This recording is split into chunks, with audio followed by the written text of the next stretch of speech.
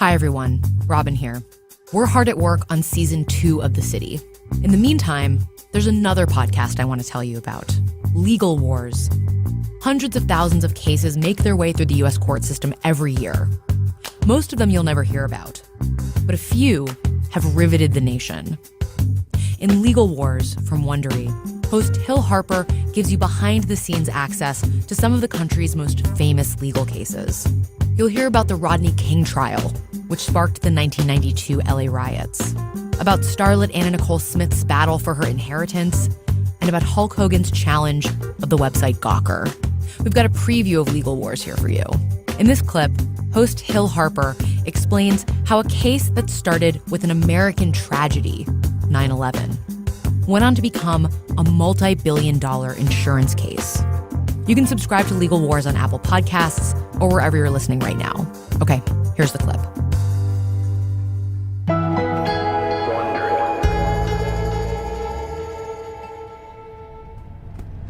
Larry Silverstein sits in his private town car, tapping his foot impatiently.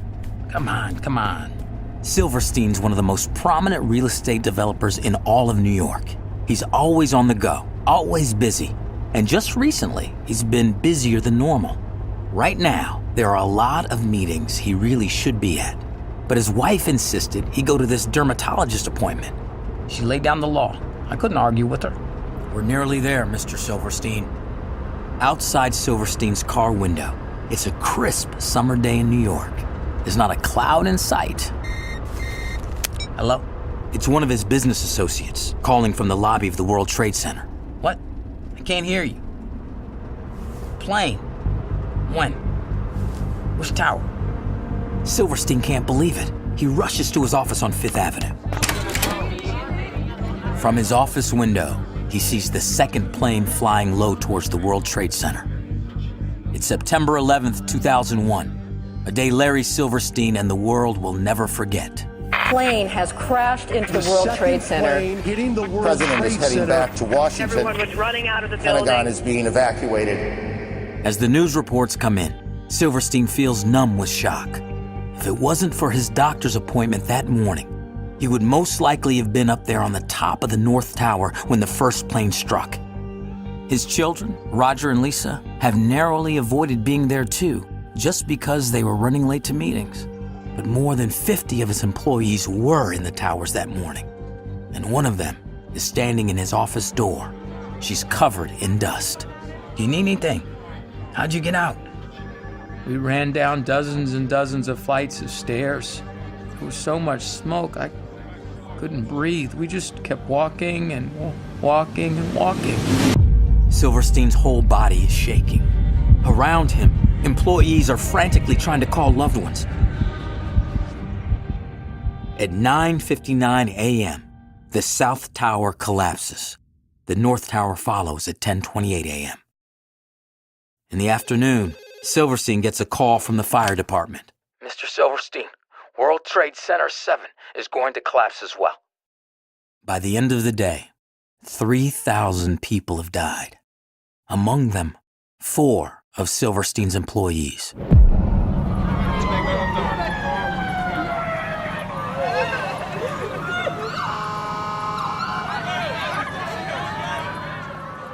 Silverstein has more than a personal stake in the events of 9/11.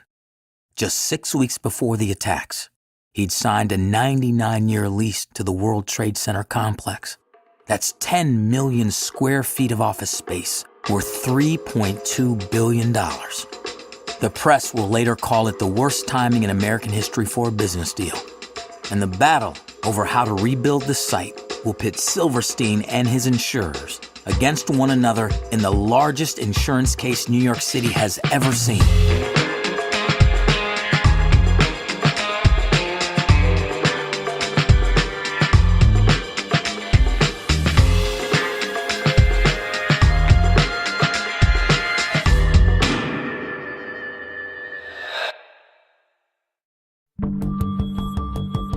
From Wondery, I'm Hill Harper, and this is Legal Wars. September 11th, 2001 was a terrible day in American history. Thousands of lives were lost, and the country was changed forever. Today, we're starting a new 2-episode series on the financial and legal storm that erupted around the event, even before the shock of what had happened began to sink in. For Larry Silverstein, the man who had just signed a lease on the World Trade Center property, the massive tragedy also came with a business dilemma, one that ended in a court battle that dragged on for years. Before we get to that fateful day, let's meet Larry Silverstein. He's a scrappy New York real estate guy. He built his company, Silverstein Properties, from the ground up. In the 1970s, he bought up a number of large office buildings in Midtown and Lower Manhattan, and won a bid to construct 7 World Trade Center, just north of the World Trade Center site in 1980. The towers have held a special place in Silverstein's heart ever since they first appeared on the Manhattan skyline in the late 1960s. The observation deck at the top of the World Trade Center. If you think the view from inside is spectacular, wait till you get outside to the roof. It's breathtaking. Silverstein had spent his childhood gazing at the skyline, and his adulthood adding to it. Not everyone likes the buildings. From the get-go, they have been compared to boxes and filing cabinets, but Silverstein never saw them that way. Plus, they make a very attractive business opportunity. But he doesn't own the towers. The Port Authority of New York and New Jersey does. They're a government agency that owns the land that the towers are built on. When they put the towers up for lease in 2000, Silverstein is ready with a bid. It's the biggest of his career, and he's in the running against companies with more money and more infrastructure than Silverstein Properties. During the bidding process, Silverstein gushes praise for the development. Mr. Silverstein, do you care to comment on your bid? Why are you interested in the World Trade Center? There is nothing comparable to the World Trade Center. It is unique in magnitude, location, prominence, and visibility.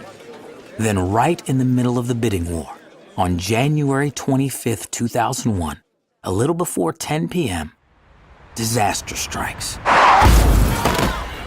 Silverstein is crossing East 57th Street near Madison Avenue when he's hit by a drunk driver. He's rushed to the hospital in agony, unable to move his leg. Later, Silverstein's in the hospital bed, a whirl of doctors and advisors around him. His hip has been fractured in multiple places. The doctors give him morphine for the pain, but he's got something else on his mind. His bid for the Twin Towers. From his hospital bed, he's on the phone with an employee.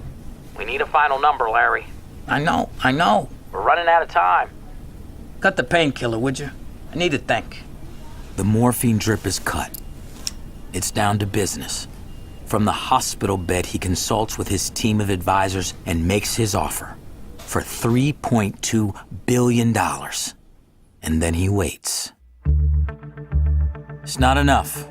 Another company, Vornado, just beats him with a bid of $3.25 billion, the largest deal for a single piece of real estate ever. Silverstein has missed out. His dream of owning the Twin Towers remains just that, a dream. But as the weeks go on, the deal with Vornado starts to look shaky, and Larry Silverstein's hip starts to get better. The New York Times reports that Vornado wants to change the terms of the deal. They want a 39-year lease instead of the 99 years they'd agreed to. The Port Authority commissioner is not amused, and a few months later, Vornado is out, and Silverstein is back in the game. On July 24th, 2001, on a humid summer day in the city, Silverstein's dream finally comes true. Mr. Silverstein, please sign here, and here, and here. Done, and done. He signs the lease on the World Trade Center site. All told, a deal worth $3.2 billion. 14 million of that is Silverstein's own money.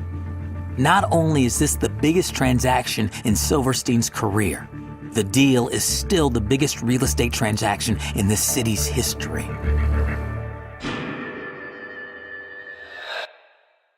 That was just a preview of Legal Wars. To hear the rest of this episode, subscribe to Legal Wars on Apple Podcasts, wherever you listen to podcasts, or find a link in the episode notes.